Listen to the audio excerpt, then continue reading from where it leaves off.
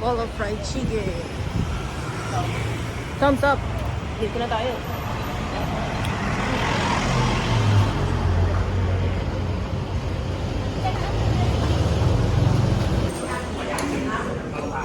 Maliit lang siya. Bowl of fried chicken. Oh, nagpunta na dito si Yuna. Nice. Okay, so ito na. Tikman natin.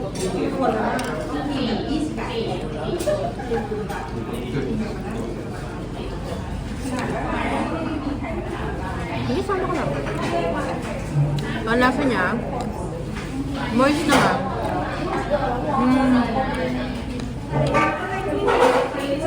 Mas masarap pa din yung haxe.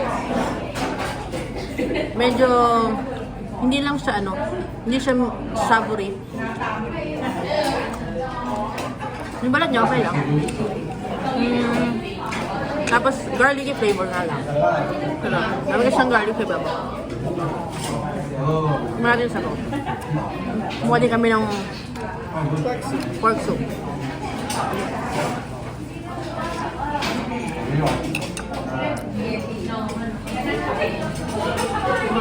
Hindi ko ma-explain yung lasa. Pero hindi siya lasang sinigang.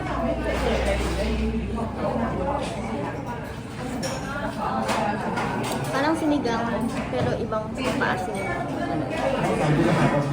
Yun siya, mga lipo. Yeah. So, is it worth it? Okay lang. Para matikman nyo since Michelin star siya. Yeah. And marami din naman yung servings niya. Sobrang dami. Ito half lang po.